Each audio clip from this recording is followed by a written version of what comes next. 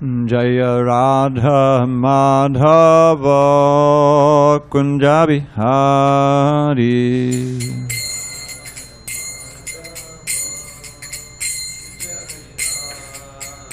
Jaya Radha Madhava Kunja Bihari.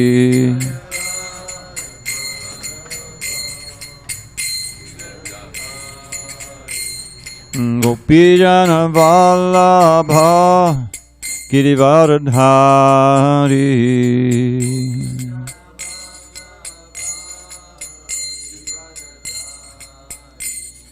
Gopijana Vallabha Girivardhari.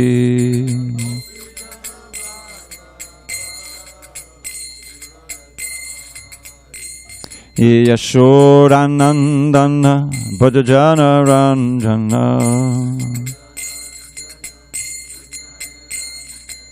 Yashodanandana Bhajajana Ranjana.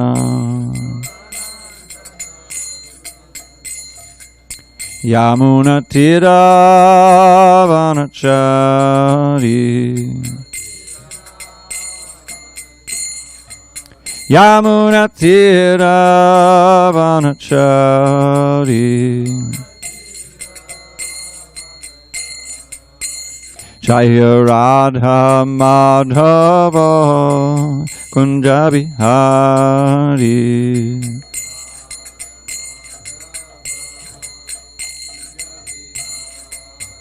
Jaya Radha Madhava Kunja Bihari.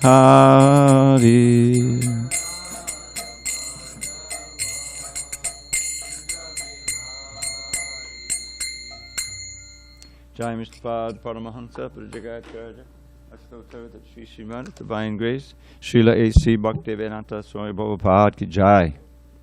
ISKCON BBT Founder Acharya Srila Prabhupada Ki Jai.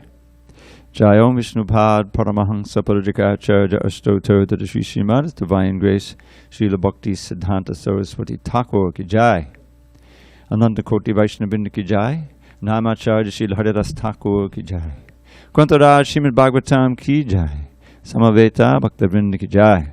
All glories to the assembled devotees. All glory to the assembled devotees. All glory to the assembled devotees. All glory to Shri Guru and Gauranga. Narayanam Namaskritya Narang Chaiva Narottamam Devim Saraswatim Vyasam Tato Jayamudiriet. Before reciting the Srimad Bhagavatam, which is our very means of conquest, we should offer our respectful obeisances unto Lord Narayan, the Supreme Personality of Godhead, unto Nar Narayan Rishi, the supermost human being, unto Mother Saraswati, the goddess of learning, unto Srila Vyasadeva, the author, and unto Srila Prabhupada, the translator, commentator, and our spiritual master. Nashta Prayesha Bhadreshu Nityam Bhagavata Sevaya Bhagavatyuttama Shloke Bhakti Bhavati Naishtiki. By regular attendance in classes on Srimad Bhagavatam and by rendering devotional service to the pure devotee, all that is inauspicious within the heart is destroyed almost to nil, and loving devotion to the Supreme Lord, who is glorified in transcendental songs, is established as an irrevocable fact. Om Namo Bhagavate Vasudevaya. Om Namo Bhagavate Vasudevaya. Om Namo Bhagavate Vasudevaya. On his 24th day of September 2021 in San Diego, we're reading from Srimad Bhagavatam, translation and commentary by His Divine Grace A.C. Bhakti Vedanta Swami Prabhupada. And we will be reading 5th canto, 5th chapter, text number 2. But before we do that, we'll read the chapter summary, which we didn't read yesterday. So this chapter is chapter 5, and it's titled Lord Rsabhadeva's Teachings to His Sons. In this chapter, there is a description of Bhagavat Dharma, religious principles in devotional service that transcend religious principles for liberation and the mitigation of material misery. It is stated in this chapter that a human being should not work hard like dogs and hogs for sense gratification. The human life is especially meant for the revival of our relationship with the Supreme Lord, and to this end all kinds of austerities and penances should be accepted. By austere activities, one's heart can be cleansed of material contamination, and as a result, one can be situated on the spiritual platform. To attain this perfection, one has to take shelter of a devotee and serve him. Then the door of liberation will be open. Those who are materially attached to women and sense gratification gradually become entangled in material consciousness and suffer the miseries of birth, old age, disease, and death. Those who are engaged in general welfare of all and who are not attached to children and family are called Mahatmas. Those who are engaged in sense gratification, who act piously or impiously, cannot understand the purpose of the soul. Therefore, they should approach a highly elevated devotee and accept him as a spiritual master. By his association, one will be able to understand the purpose of life. Under the instructions of such a spiritual master, one can attain devotional service to the Lord, detachment from material things, and tolerance of material misery and distress. One can then see all living entities equally, and one becomes very eager to know about transcendental subject matters. Endeavoring persistently for the satisfaction of Krishna, one becomes detached from wife, children, and home. He is not interested in wasting time. In this way, one becomes self-realized. A person advanced in spiritual knowledge does not engage anyone in material activity, and one who cannot deliver another person by instructing him in devotional service should not become a spiritual master, father, mother, demigod, or husband. Instructing his 100 sons, Lord Rsabhadeva advised them to accept their eldest brother Bharat as their guide and Lord, and thereby serve him. Of all living entities, the Brahmins are the best, and above the Brahmins, the Vaishnavas are situated in an even better position. Serving a Vaishnava means serving the Supreme Personality of Godhead. Thus, Shukadeva Goswami describes the characteristics of Bharat Maharaj and the sacrificial performance executed by Lord Rsabhadeva for the instruction of the general populace. Okay. Sorry, here. Up, text 2. Okay. So we're reading text 2 of Canto 5, Chapter 5. Mahatsevam Dvaramahur Vimuktes Tamodvaram Yoshitam Sangisangam Mahantaste Samachitta Prashanta Vimanyavak Suridak Sadhavoye Mahatsevam Dvaramahu Vimuktes Tamodvarang Yoshitang Sangisangam Mahantaste Samachitta Prashanta Vimanyavak Suridak Sadhavoye Mahatsevam Dvaramahu Vimuktes Tamodvaram Yoshitang Sangisangam Mahantaste Samachitta Prashanta Vimanyavak Suridak Sadhavoye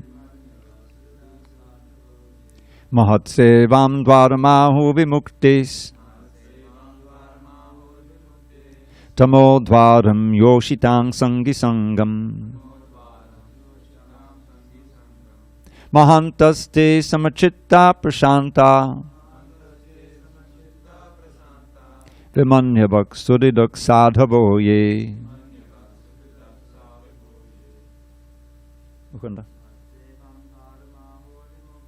Mahatsevam Dvaramahu Vimuktes Tamodvaram Yoshitang Sangisangam Mahantaste Samachitta Prashanta Vimanyavak Suridak Sadhavoye. Go down. Mahatsevam dvaramahu vimuktis Tamo dvaram yoshitang sangi sangam Mahantaste samachitta prashanta Vimanya bhaksuri daksada boye. Mahabandhani, you want to try? No? Okay. Anyone else? Go ahead. Mahatsevam dvaramahu vimuktis Tamo dvarang yoshitang sangi sangam Mahantaste samachitta prashanta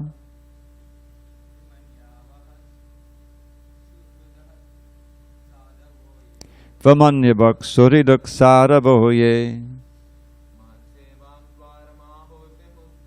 Mahatsevam dvaramahu vimuktis Tamo dvaram yoshitang sangi sangam Taste samachitta prashanta Vimanya bhaksuri daksara bodhe. Okay, last one, Dimitri. Mahatsevam dvaramahu vimuktis Tamo dvaram yoshitang sangi sangam Taste samachitta prashanta Vimanya bhaksuri daksara boye. Okay, we'll do the synonyms, but Rahul. Chairs for you. Mahatsevam, service to the spiritually advanced persons, called Mahatmas. Dwaram, the way. Ahu, they say. Vimuktehi, of liberation. Tamach dwaram, the way to the dungeon of a dark, hellish condition of life. Yoshitam, of women. Sangi, of associates. Sangam, association. Mahantaha, highly advanced in spiritual understanding. Te, they. Samachittaha, persons who see everyone in a spiritual identity. Prashantaha, very peaceful, situated in Brahman or Bhagavan. Vimanyavaha, without anger. One must distribute Krishna consciousness to persons who are hostile without becoming angry at them. Little purport right in the word by word. Suridaha, well-wishers of everyone. Saravaha, qualified devotees without abominable behavior. Yea, they who. Now before I read this translation, just one note. This fifth canto was part of the marathon, and some of these translations have a whole lot of purport in them. So they're kind of long, so just be prepared for that. One can attain the path of liberation from material bondage only by rendering service to highly advanced spiritual personalities. These personalities are impersonalists and devotees. Whether one wants to merge into the Lord's existence or wants to associate with the personality of Godhead, one should render service to the Mahatmas. For those who are not interested in such activities, who associate with people fond of women and sex, the path to hell is wide open. The Mahatmas are equipoised. They do not see any difference between one living entity and another. They are very peaceful and are fully engaged in devotional service. They are devoid of anger, and they work for the benefit of everyone. They do not behave in any abominable way. Such people are known as Mahatmas. Purport. The human body is like a junction. One may either take the path of liberation or the path leading to a hellish condition. How one can take these paths is described herein. On the path of liberation, one associates with Mahatmas, and on the path of bondage, one associates with those attached to sense gratification and women. There are two types of Mahatmas, the impersonalist and the devotee. Although their ultimate goal is different, the process of emancipation is almost the same. Both want eternal happiness.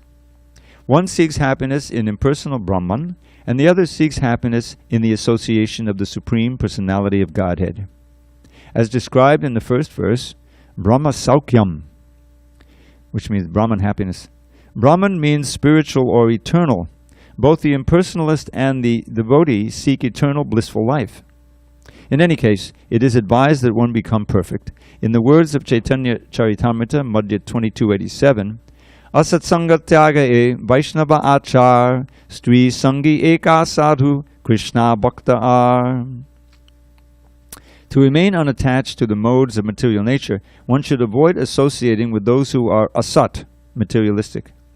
There are two kinds of materialists.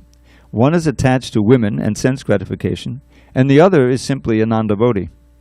On the positive side is association with Mahatmas, and on the negative side is the avoidance of non-devotees and women hunters. Om Jnana Timirandasya Jnanandana Shalakaya Chakshu Unmilitam Mena Tasmai Shri Gurave Namaha. I was born in the darkest of ignorance, but my spiritual master Srila Prabhupada opened my eyes with the torchlight of knowledge. I offer my humble obeisance unto him and all members of Sri Parampara. So I did a little investigation on this translation, on this the way Prabhupada translated it, because it's a little bit startling, that we have the impersonalists here, as well as some of the Mahatmas that one should serve if you want to get into unlimited happiness. And what Prabhupada is reflecting the commentary of Vishwanath Chakravarti Thakur. And the reason why we have the impersonalists or personalists is because the previous verse, if you recall, Nayam Deho Deha Bhajang Loke, that Lord Rsabhadeva is enjoining his sons, and many others who were there, by the way. There's more than just those 100 sons. It's a very big conclave of great sages and saints who have gathered to hear his invaluable instructions. He says very, very distinctly and strongly, one who is a human being should not work hard for the kind of happiness that the stool-eating hogs enjoy. Probably the dogs and hogs. So, in other words, it's very degrading to simply absorb oneself in sense gratification. It's a waste of human life.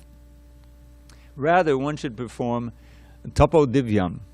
So, the divyam is very important because tapasya, or austerity in general, is performed by anyone who wants to achieve anything.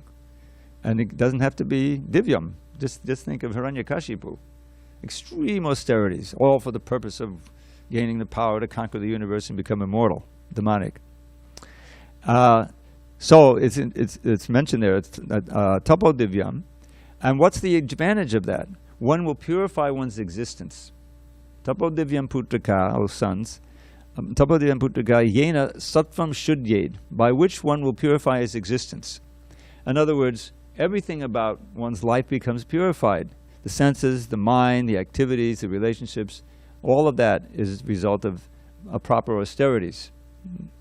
And one will become eligible to enjoy yasmat brahma saukyam tvanantam, to enjoy unending, unlimited Brahman happiness as opposed to sense gratification.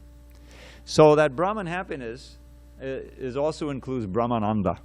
This is mentioned in the Nectar of Devotion. There's three kinds of happiness: sense gratification, which we're very familiar with, and the happiness of liberation in Brahman, Brahmananda, and Prema Bhakti Ananda, the happiness that comes from serving Krishna. And the Rupa Goswami makes a very nice calculation of the different values. So they're like different oceans. So the ocean of happiness of sense gratification is like a drop compared to the ocean of Brahmananda. The happiness to get liberated from birth and death and being merged in Brahman. But that Brahmananda is like a drop in the ocean of Prema Bhakti or Premananda, the happiness that is available by serving the lotus feet of Krishna. So at this point, in this particular verse, Lord Rsabhadeva is giving Brahmananda in general. In other words, Brahma Saukyam in general. And that includes Brahmananda as well as Premananda. In the Bhagavad Gita, we also have a statement where, in the 5th chapter, where Krishna is contrasting the happiness of sense gratification with the happiness of Brahman. And the second verse in the series, he says, he says, Yehi sangsparjaja bhoga dukkha yona evate. Adyandabandhan kote yanateshu ramate buddha. Those who are intelligent, human beings who are intelligent, they don't take part in sense gratification. Because he says the happiness, Krishna says the pleasures that come from the contact of the senses with the sense objects are themselves the source of unhappiness and misery. They have a beginning and an end, O Arjuna, and therefore the wise don't delight in them. Okay, so where do they delight? That's in the previous verse. Vaya sparsheshu asaknatma vindidyatmi yat sukham sab brahma yoga yuktatma sukham akshayam ashnite. That eschewing means that they deny the happiness of sense gratification. Vaya sparsheshu means the touch of the senses, all the senses. Asaktatma, they're not attracted to that, they're not attached to it. Vindidyatmandi yat sukham, they enjoy the happiness within, the happiness that comes from contacting Krishna within and without. But in other words, it's spiritual happiness. Sab Brahma Yoga Yuktatma. So they linked up to Brahman. Now we know ultimately it's the supreme Brahman, Krishna. But here he's just saying Brahman. And in that particular chapter, he talks a lot about Brahma Nirvana, like that. Sab Brahma Yoga Sukham Akshayam. In this way, they enjoy unlimited happiness. Now, right in the purport there's a nice verse about this Brahman happiness. And it says, Vramante yogino anante satyananda chiratmani iti rama padenashu puram brahmami diyate. Is that the yogis, the Bhakti yogis here, ultimate yogi, they enjoy unlimited happiness, unending happiness. Obviously, it's not material happiness, because all of us have bitter experience that sense gratification is very fleeting, right? And you're left with hankering it for more, and misery. So Amante Yoga Anante Satyananda Chidatmani. This is true bliss. Satyananda Chidatmani. It's spiritual. The soul is experiencing spiritual bliss. And therefore, because of this spiritual bliss, one of the names of the Supreme Absolute Truth is Rama. Rama means the supreme enjoyer, or it can mean Krishna, who's always enjoying spiritual bliss. So that will come up in the next verse. In the next verse, it will be clear that Rsabhadeva is speaking that those who are simply trying to cultivate a loving relationship with me, who am the Isha, he's identifying himself as the Supreme Personality of Godhead, which he is, and that comes up a few verses later. They don't get entangled and not attracted to material family life and so many different things. So it will become very clear. So now, back to the subject of this particular verse. How is one going to understand what is divine penance? Because we want to perform these tapodivyam to attain happiness. That we have to find a Mahatma and take shelter, associate, right? To serve, Mahat Sevam. So what is the Mahantas te samachitta prashan? Mahanta is another word for Mahatma. This is Mahanta, the sadhu, which is used at the end of the verse, sadhava. These are all synonyms really for pure devotees. So Dwaram ahuva mukti literally means opens the door to liberation. And not just liberation, but going back to Godhead and re-engaging in our eternal relation with Krishna. And tamo dwaram, here's a very great contrast. But the door to darkness, which is the door to hell, is opened up by associating with those who love to associate with women for illicit sex. Or in other words, those who are too much involved, completely absorbed in sense gratification, beginning with unregulated sex life. Yoshitang Sangi Sangam. This Sangi Sangam word is nice, because the Sangi means one who's associating with whatever comes before, in this case Yoshitang. And you're associating with that person. So there's kind of like a disease, catching a disease, nobody's wearing the mask. So if the person is you're associating with it, exchanging words, and you're picking up their vibes, then you'll want to do the same thing they're doing. This is the whole idea. Now, we had recently in the end of Canto 4, you remember the verse about Bhagavat Sangi Sanganam? There's Tuliyama Labenapi Naswagam Napunar Bhavam Bhagavat Sangi Sangasya Martyanam Kimutashisha. This verse appears 3 times in the Bhagavatam. You know it's important. And there it says that association with an associate of the Lord, Bhagavat Sangi Sangasya, is more, even a moment, half a moment, cannot be compared in value to, or let's put it the other way, which is really how it should be. Tuliyama means equated. A moment, a half a moment, lavenapi, naswargam, going to heaven, enjoying for thousands and thousands of years in Nandanandana gardens, enjoying all kinds of godly delights, which Krishna describes in the Gita. That can't be compared to a split second of association with a pure devotee. Napunar bhavam, even liberation. Napunar bhavam means not coming back. Apunar bhavam means liberation, in this, in impersonal liberation. That can't be also compared even to a moment. What to speak of pleasures on this Martyanam that are available on this planet of death, Martyaloka. So Bhagavat Sangi Sangha said that's what he's talking about here. Service to, searching out, finding out, and we're so fallen we generally won't find it, so they'll search us out. Prabhupada had to come to search us out. but he created islands, oases in this desert, if you want to, it can be an ocean of Maya or a desert of Maya, where you can actually find Srila Prabhupada in his Vani form. Those devotees who are serious and a part of ISKCON, they're trying to live the words that Srila Prabhupada taught, which are Krishna's words, and he's giving it to us in a way that we can understand. So really, you're associating with Krishna through the medium of his devotees, and this is how he reaches out to us, through the medium of his devotees, and through the holy name, and through the deities, and through the prasadam, and all these different ways. So that association and service opens up the door to liberation. So then he gives a little description of what is that Mahat or Mahatma or Mahanta. He gives a little description. Samachitta, they're very, see everyone in a spiritual identity. Vidya Vinaya Sampane, you find this verse in the 5th chapter of Bhagavad Gita, that those who are really wise, pundits, devotees, they see everyone equally because they see the Spirit. It doesn't mean they relate to everyone the same way. Prabhupada says, you don't just go to a big lion and say, that's Krishna, and you embrace him. That's silly. We relate according to the body they're in, but we see each soul valuable. And if there's a way that we can give them Krishna somehow. I remember there used to be a cat here. This is all before all of your time here. I've been here so long. This cat was remarkable. The cat was an orange cat, and from the time I came here till at least 10 years later, it seemed like he would always come just about prasadam time, and we had the maha out there. We always had kheer. We still have kheer.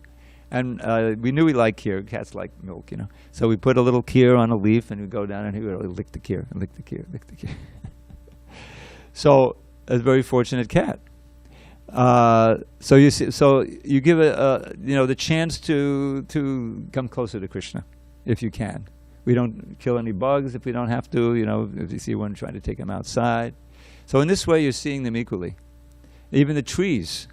Haridas Thakur said it's much more valuable to chant japa loudly because so many others can benefit.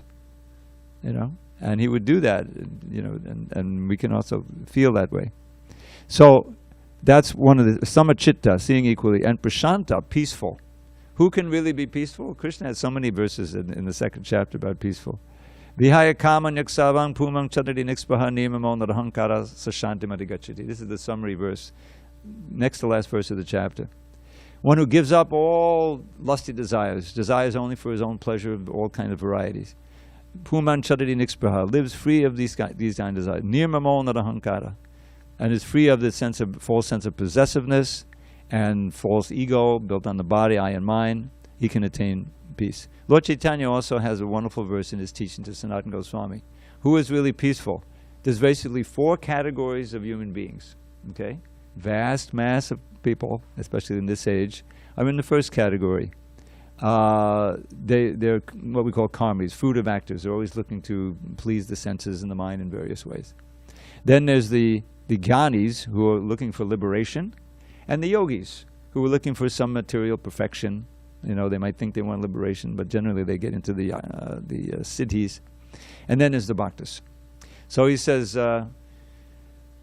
what is it? Krishna bhakta, nishkama, ata eva shanta. Bhukti mukti siddhi kami, sakali ashanta. So the Krishna bhaktas who don't want anything material, they can be truly peaceful. Because everything they want is within, really. You know, it's already there, the holy name. If you're satisfied in all activities of Krishna consciousness, then you can truly be peaceful. Now, what makes them unpeaceful?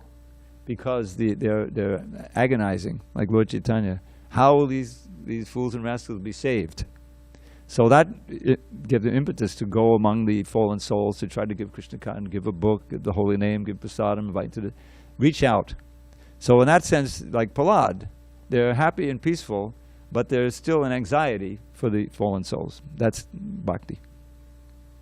So, but the gross materialists, they're obviously not peaceful, right? If they get something, they're worried about losing it.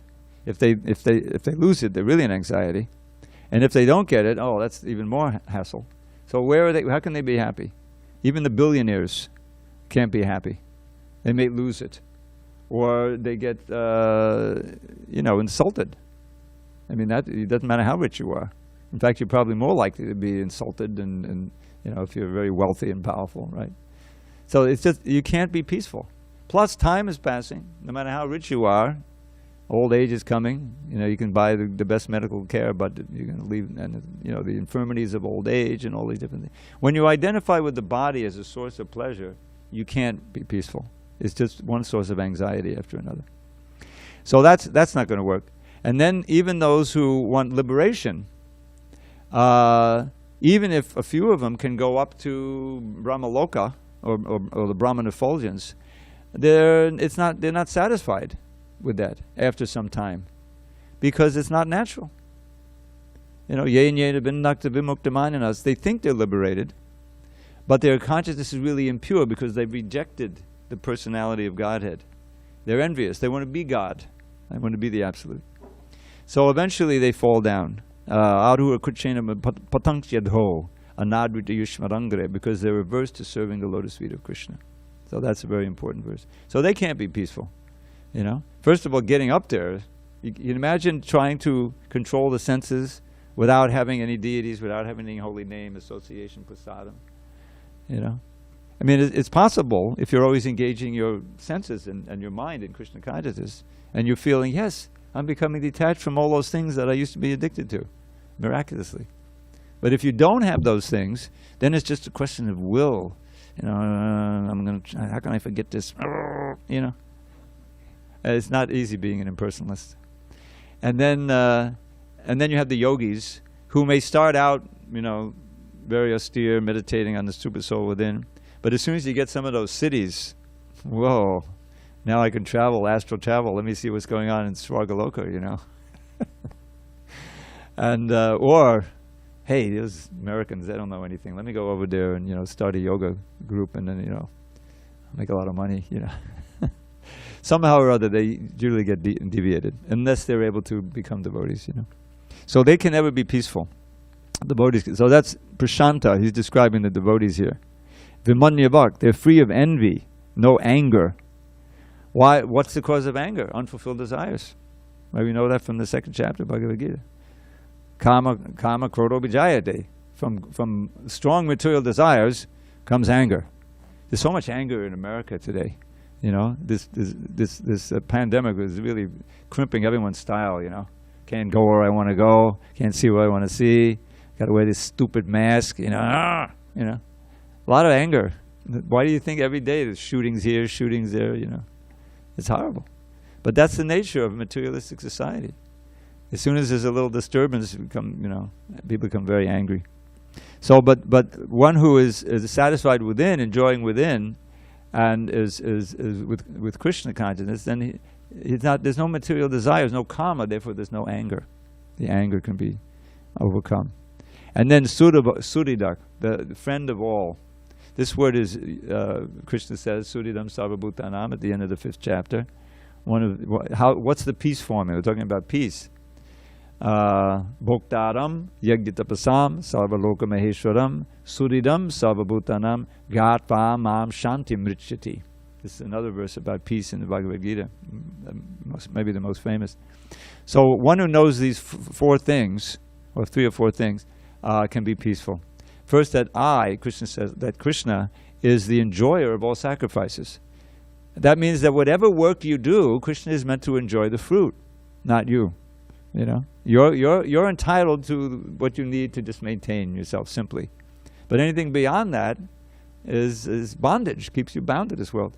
It should all be sacrificed. So bhoktaram yagya tapasam, enjoyment of the results of sacrifice and austerities. We're back to austerities, which he mentioned in the first verse, right? Tapo divyam. Sarva loka maheshwaram. Understands that Krishna is the supreme Lord and controller of all the planets and everything, whatever there is. And that also understands Suridam Sarvabhutanam, that I am the best friend, the best will-wishing friend of every living entity. And one who understands this is very peaceful. Now it's interesting, I've thought about this. I remember when, I always forget his name, but that's no loss. He's just karma. But the one who first broke the news that the NSA is like monitoring all of our phone calls and is spying on everyone. What?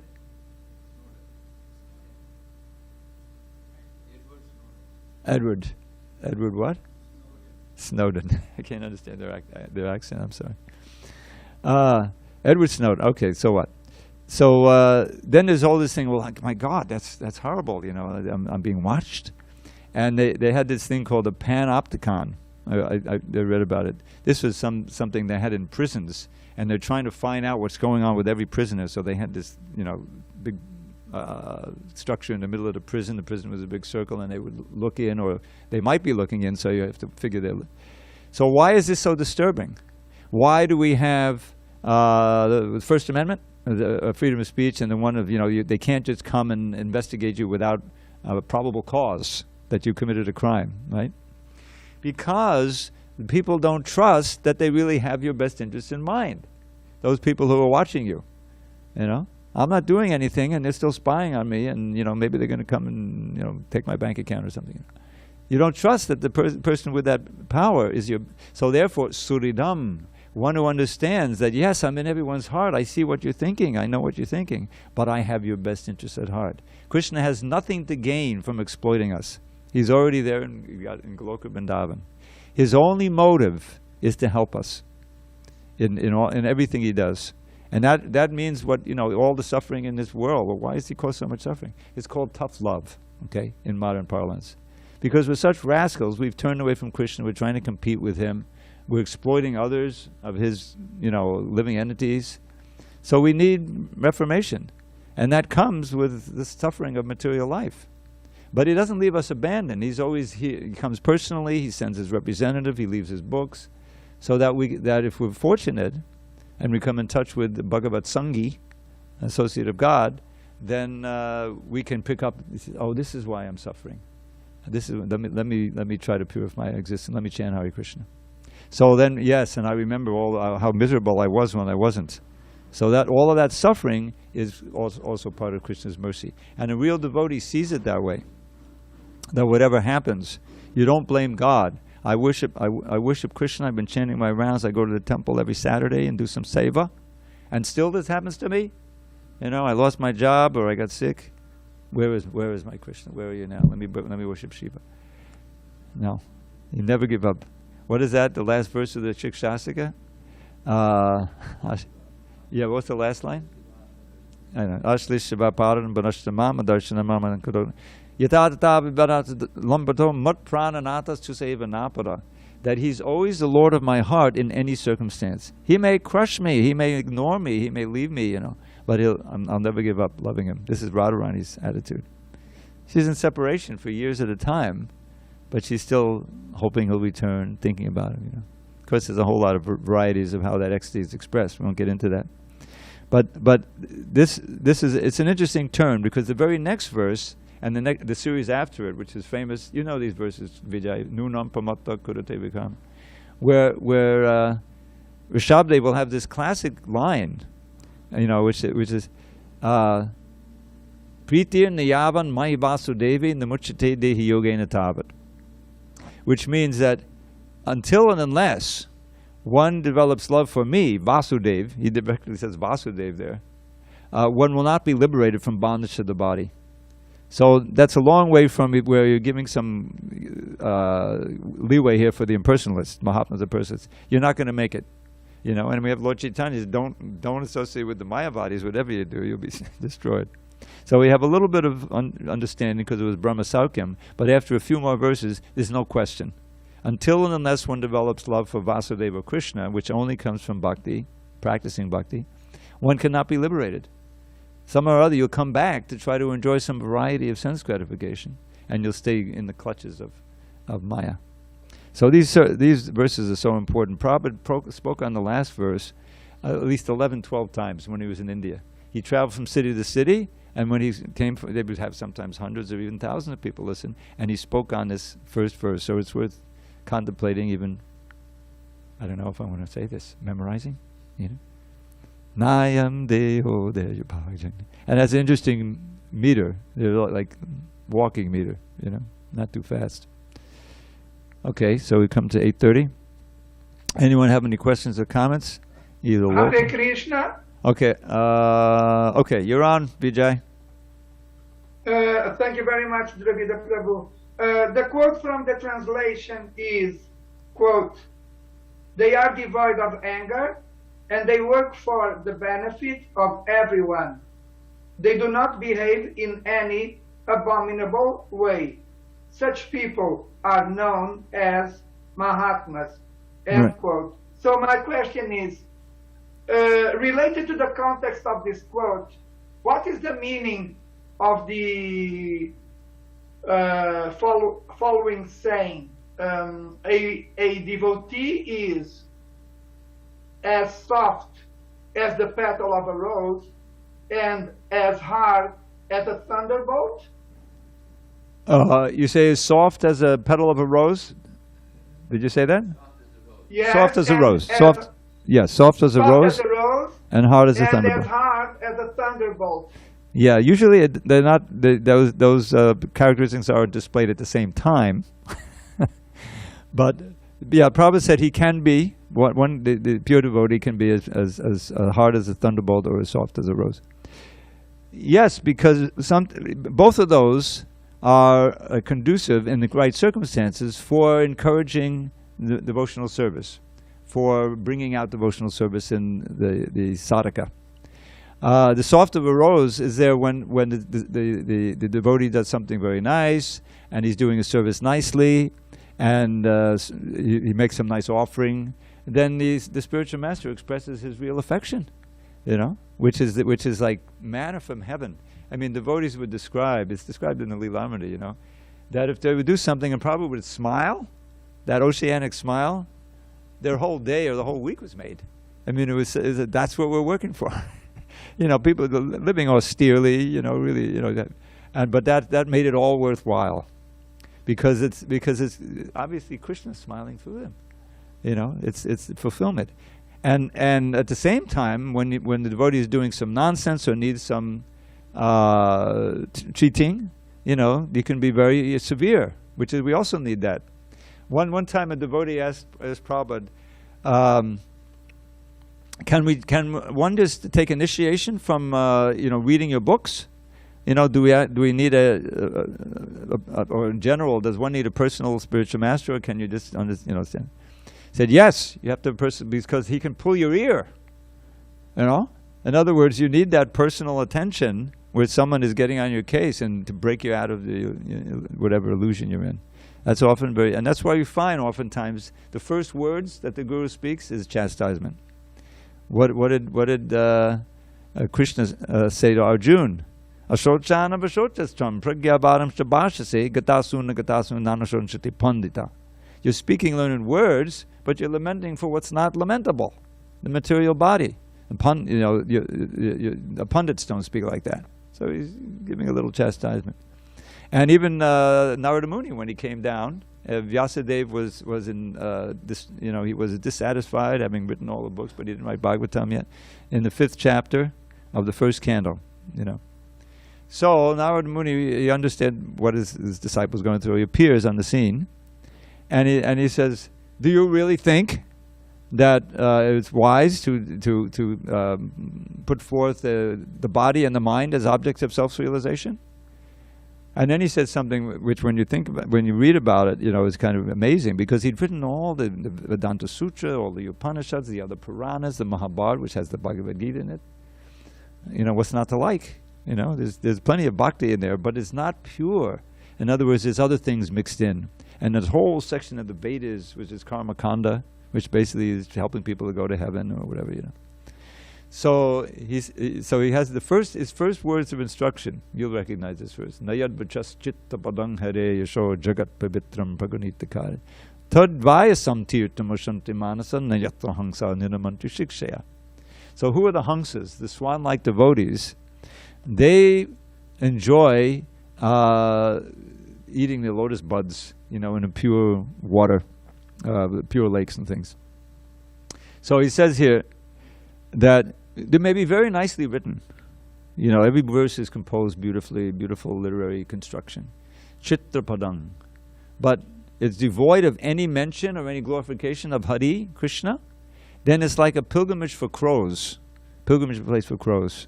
Crows hang out in the garbage dump. The swan-like devotees don't go there. They don't look for it. And interesting, that verse is repeated almost verbatim at the end of the Bhagavatam, along with Tad Bhagavasarga, the next verse. Yeah. So Vishwanath Chakravarti has pointed out that these verses kind of encompass the whole Bhagavatam. They're very important. So what is he saying there? When you get into it, he's saying that all the other things you wrote, yes, they have some bhakti, but they're more or less like a pilgrimage place for crows. So you have to write something that wholly and solely glorifies Krishna and his devotees and the process of devotional service, without a tinge. Dharma projita kaitavotra. 2nd verse of Bhagavatam. It says in this Bhagavatam we kick out all cheating religions. Those dharmas. Dharma can also be corrupted like anything else. There's bhakti in the mode of passion. You come, you worship very, please, help me pay my rent. Mode of passion. It's not pure bhakti. It's condemned in Bhagavatam. You read the 3rd canto. No, with anyabhilashita shunyam. Shunya means devoid of any other desire, except the desire to please Krishna. And that pleases us unlimitedly. But the motive is to please Krishna. Even if we're suffering, says, "Oh, Krishna wants me to do this difficult." Prabhupada showed the way. He undertook the impossible task of coming to the West and working with us, and having to face all of the difficulties that no money, failing health, 2 heart attacks, and still he came and he didn't go back. He would go down to those early days. It seemed like he was thinking maybe I should go back, but he never went back. So much pain, but Krishna wanted it. My spiritual master wanted it. Lord Chaitanya wanted it. I'm going to try, and he came out successful. So that's.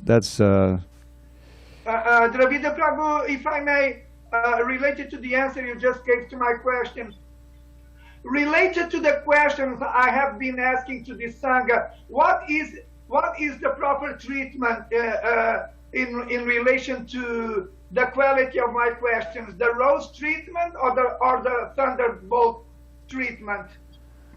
What is the proper mood to have? The thunderbolt or the petal rose, the soft rose? No, I need to. I'm asking if you are liking my questions or not. Am I addressing your question? Do I like the question? No, that's a very nice question. No, thank you. No, not only the question for today, the other questions. Well, I Since have to go through the list. Do you have a list? I don't know. Some of the questions. I mean, I don't remember any question that was completely off the wall. They're fine in general. So I am deserving the rose treatment. Well, you're getting the rose treatment now, but if you keep nudging me, I don't know what's going to happen. Thank you very much, Prabhu. Hare Krishna. Hare Krishna, Prabhu. Hi, Bo. Go ahead. Hello. Donovan. Wait, we have a local here. Okay, no worries. I can wait. Thank you, Prabhu. No, go ahead, Donovan. Your questions are usually pretty easy. Thank you. So my question, when Prabhu, when you said Ahaitukik Bhakti, that we want to please Krishna, and I know that, but I have a hard time how to do pure. I mean, I always have but the jiva, I don't have a pure bhakti, but I want to get better. How do I get every day, get better and thinking that I want to do pure bhakti without any, when I'm eating, when I'm offering, I'm hungry, I'm like, oh, once I offer, I'm going to eat, So my point is, how will I get a Ahaitukik Bhakti, and what is the process, gradual process, or what should I do in order to reach a little bit even far? It's, everything, it's not what you do, it's the attitude you do it in. It's when you chant Hare Krishna, try to chant really prayerfully. Prabhupada told us, it's a call to Krishna. That, O Radha, O Krishna, please engage me in your service. But you have a more specific question. Please inspire me. Please give me the strength to advance in devotional service, so my motive for serving you can be more pure. In other words, you have a certain aspiration in devotional service. So chant Hare Krishna with that aspiration. You're calling directly to Krishna. You're calling directly to Srimati Radharani. And everything, whenever you read, also there's a wonderful essay written by Burijan Prabhu. It appeared in a BTG article many years ago. I think you call like prayerful reading of Bhagavatam, or how to read the Bhagavatam in a prayerful attitude. It's a question of your consciousness as you perform devotional service, because the format, the externals are necessary, essential. You got to show up, you got to be clean, you got to have the beads in the bead bag, everything is there. But that's just giving you a chance to advance. Then the whole thing comes at what you bring to it in terms of your consciousness. As Vijay Prabhu was saying, the attentiveness is everything. We're chanting Hare Krishna, but how much are we hearing the name?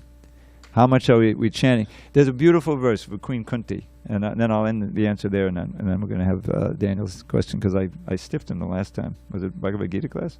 Anyway, you're going to get your question. So she says, Janmaishraya Shuddha Shri Be'edamana Madakpuman Naibahati Bedatam Dvai Trama Kinchana Gochara. For all these years, the translation to that verse has been inaccurate compared to what Prabhupada wrote in his original Gita, Bhagavatam. So what that verse means is that, my dear Lord, you are very easily approached, but only by those who are not intoxicated with wealth, good birth, beauty, and great education. These are like 4 standard opulences that one will strive for. If they're too intoxicated with that, why are you not easily approached by them? Because they cannot address you. It means chant your name with deep feeling. There's all of these material desires that are interfering. So we need to chant the name with deep feeling, and read the purport there. I'll give you the reference later. I don't have the exact number, but the whole thing is about the attitude that you chant with. That's the essential thing. And Krishna will respond and arrange your life in such a way you'll find that you're making better advancement. Everything depends on the quality of the chanting, mostly japa, but of course kirtan as well. That's the best I can do now. Dhanabai. Thank you so much, Prabhu. Hare Krishna, good answer. Thanks a lot. You're Hare welcome. Krishna. Back to Daniel. You have the floor, the temple room floor. Thank you, Dravida Prabhu.